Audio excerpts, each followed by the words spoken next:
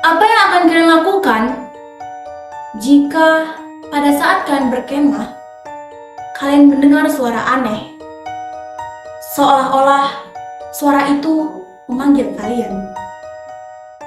Akhirnya, kalian mastiin keluar suara itu. Tetapi tiba-tiba, sesosok makhluk hitam langsung mencekram kalian. Kalian ketakutan dan berteriak meminta tolong. Tapi tidak ada yang mendengar suara kalian.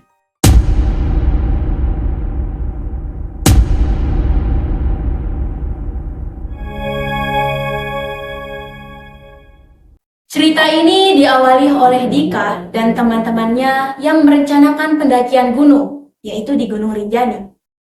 Perlu diketahui bahwa Dika dan teman-temannya pernah melakukan pendakian gunung sebelumnya nih. Jadi bisa dikatakan ini hobi bagi mereka yang mereka lakukan di hari libur. Saat itu keadaan udara atau hawa sangat sejuk. Langit yang bersih tanpa adanya awan, cuaca yang cerah, ini tuh sangat mendukung rencana mereka untuk melakukan pendakian gunung. Akhirnya mereka siapin nih alat-alat dan bahan-bahan yang mereka perluin di gunung. Setelah mempersiapkan alat dan bahan, mereka berangkatlah ke gunung. Mereka berangkat dalam keadaan senang. Mereka sudah bayangin nih, di gunung mereka bisa lihat pemandangan yang indah, mereka bakar-bakar, mereka diriin camping dan melakukan hal-hal yang menyenangkan yang ada di gunung. Akhirnya mereka sampai ke tempat tujuan. Tapi di sini, Dika dan teman-teman gak mau nih kayak sewa jasa pemandu jalan. Karena mereka menganggap mereka sudah pernah kan ngelakuin pendakian gunung sebelumnya. Jadi mungkin mereka sudah tahu medan lah atau sudah tahu jalan gitu. Akhirnya Dika dan teman-teman melakukan nih pendakian. Mereka mendaki dalam keadaan senang. Ada beberapa Dika yang sambil bersenandung nyanyi di pendakian itu. Dan tak terasa hingga setengah jam mereka mendaki, mereka berpapasan dengan seorang kakek tua. Kakek ini berpakaian serba putih. Dia memakai sarung gitu. Dan ternyata sedari tadi teman Dika tuh ada yang merokok. Dan rokoknya itu habis dan langsung aja deh dibuang di situ puntungnya. Dika yang lihat langsung refleks dong, dia ambil puntung rokok itu, dia matikan, Dika bersihin kayak, loh, ini kamu kenapa buang puntung rokok sembarangan? Ini bisa-bisa kebakaran nih hutan gara-gara puntung rokok, kata si Dika ke temannya itu. Oh iya, sorry, kata temannya itu. Kakek yang berpapasan dengan mereka langsung nih mendekati si Dika dan ngomong ke Dika, makasih ya nak, sudah menjaga kelestarian hutan ini. Dika langsung sontak menjawab, oh iya kek, sama-sama. Ini kan juga kayak demi menjaga kelestarian hutan supaya nggak kebakar gitu gara-gara puntung rokok ini, si Dika. Tapi sebenarnya Dika ini aneh sih, agak aneh. Karena kan itu kan gunung ya. Kok kakek-kakek yang usia seperti itu yang sudah nggak layak daki gunung ada di situ. Tapi di luar dari keanehan Dika, akhirnya teman-teman dan Dika lanjut aja nih di perjalanan pendakian gunung mereka. Karena mereka saking semangatnya, mereka nggak hirauin nih hal-hal aneh ataupun pertanda yang ada di hutan itu. Mereka tetap melanjutkan perjalanan. Sampai kurang lebih 1 jam dari perjalanan mereka, cuaca yang awalnya baik-baik aja, cuaca yang cerah, tiba-tiba langit berawan hitam disertai dengan angin yang kencang. Dika dan teman-temannya ini berpikir kayak, oh ini nggak bisa nih kita lanjutin perjalanan, lebih baik kita bangun aja tenda di sini. Kata teman-temannya Dika. Akhirnya mereka mendirikan tenda dan beristirahat tidur di sana karena mereka tuh sudah kelelahan yang mendaki. Jadi mereka beristirahat. Ketika malam tiba, Dika dan teman-temannya ini tertidur lelap. Tapi si Dika ini masih setengah sadar gitu. Dia masih bisa mendengar suara angin yang di luar dari tenda.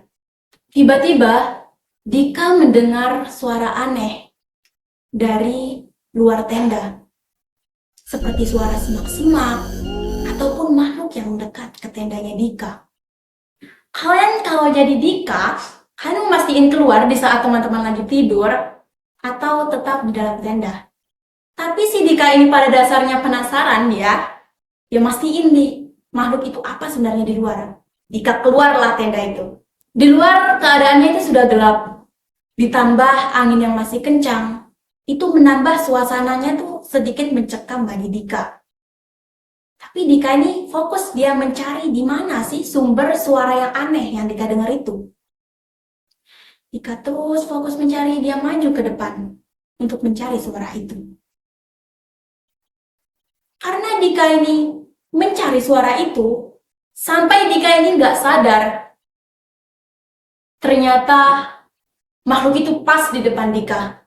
Tepat di hadapannya Dika. Makhluk itu besar, bermata merah, berambut panjang, dan tubuhnya itu hitam sepekat malam. Dika yang ketakutan dan merinding seluruh badan langsung berteriak, "Tolong, tolong!" Manggil teman-teman Dika yang ada di dalam tenda. Tapi teman-temannya Dika ini gak ada yang mendengar teriakan Dika. Karena mungkin teman-temannya Dika ini sudah capek ya, jadi mereka sudah terlalu lelap karena kelelahan gitu di dalam tenda. Alhasil yang dilakukan Dika yaitu melarikan diri sejauh mungkin dari makhluk yang menyeramkan ini. Dika lari sekencang-kencangnya, ditabraknya semua yang ada di depannya Dika. Masuk semak-semak, pohon-pohon yang berjatuhan dikarenakan angin, Dika tabrak semua. Dika panik dan saking ketakutannya, dia menabrak semuanya. Sampai pada akhirnya, Dika ini sudah merasa kelelahan, dan juga Dika merasa kayak, oh sudah jauh nih dari makhluk itu, lebih baik saya istirahat aja, pikirnya Dika. Tanpa Dika sadari, sedari tadi Dika itu membawa ransel kecilnya, yang di dalamnya terdapat air minum. Karena lelah dan kehausan, Dika minumlah air yang ada di ransel itu. Jadi kayak orang kan kalau tidur, itu ranselnya kan ditaruh dulu, baru tidur. Tapi ternyata sedari tadi tuh ranselnya Dika tuh nggak dilepas dan langsung tidur aja. Dan juga berbarengan dengan Dika yang dikejar sama makhluk itu. Jadi tetap ke bawah ranselnya Dika ini. Setelah dirasa istirahatnya cukup, Dika berpikir untuk kembali lagi ke teman-temannya. Tapi tanpa Dika sadari, Dika ini sudah terlalu jauh dari teman-temannya. Akhirnya Dika berpikir untuk tetap mencari jalan pulang ke tenda teman-temannya. Tapi malah Dika tuh nggak menemukan tenda teman-temannya. Namun justru Dika melihat gerbang aneh di tengah hutan. Biasanya kan kalau kita lihat gerbang aneh di tengah hutan, kita kan biarin aja ya, kita jalan tetap terus gitu.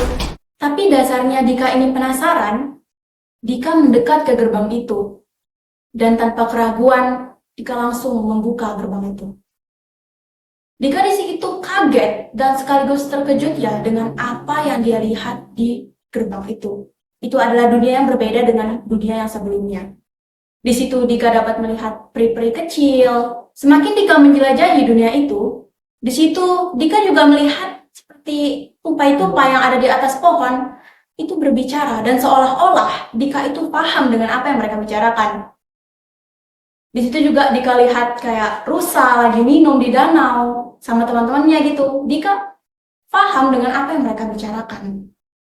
Semakin lama Dika menjelajahi dunia itu, Dika semakin kagum.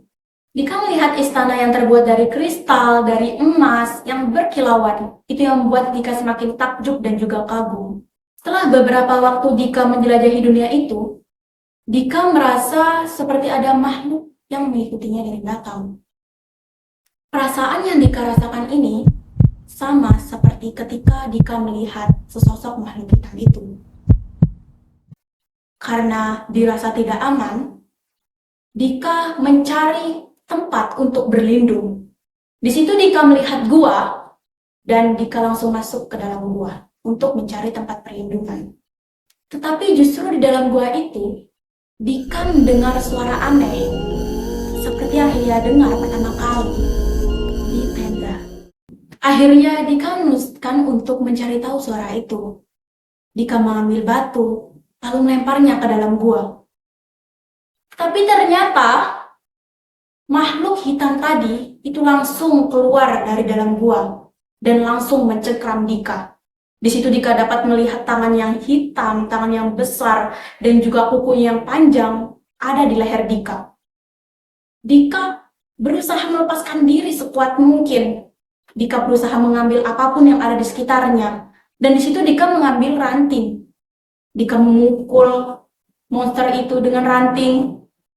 Tapi ranting itu percuma. Di saat kedua tangan makhluk itu mencekik leher Dika, Dika sudah merasa lelah dan juga putus asa. Tapi pada saat Dika pingsan, Dika merasakan energi positif di sekelilingnya. Dika melihat sesosok putih yang masuk ke dalam gua. Sosok putih ini membantu Dika melepaskan cengkeraman dari makhluk yang mengerikan itu. Sosok putih dan makhluk yang mengerikan ini bertarung tepat di hadapan Dika. Pertarungannya sangat sengit. Hingga pada akhirnya, makhluk yang mengerikan itu kalah dan menghilang ke dalam kegelapan. Sesosok putih itu mendekati Dika. Dika yang sudah lemas mengikuti sosok putih ini yang menuntun Dika keluar dari dalam gua. Dika sudah tidak sanggup lagi sepertinya jalan. Dia sudah sempoyongan sambil mengikuti sosok putih itu di belakang. Hingga sosok putih itu membawa Dika keluar dari dunia itu dan kembali ke hutan yang Dika temui tadi. Setelah sosok putih dan gerbang menghilang, Dika berpikir untuk kembali lagi ke teman-temannya. Tetapi baru beberapa langkah Dika berjalan, Dika sudah tidak kuat lagi, dia lelah dan Dika terjatuh di tanah. Dia terjatuh dalam keadaan tengkurap. Sebelum kesadarannya Dika hilang, suara yang didengar terakhir kali adalah suara teman-teman Dika yang mendekati Dika. Jadi buat kalian yang punya hobi mendaki, tetap hati-hati ya dan selalu menjaga kelestarian lingkungan. Oh ya, jangan lupa nonton video teman saya selanjutnya, yaitu mengenai lukisan yang aneh. Sekian dari saya, sampai jumpa di video selanjutnya. See you!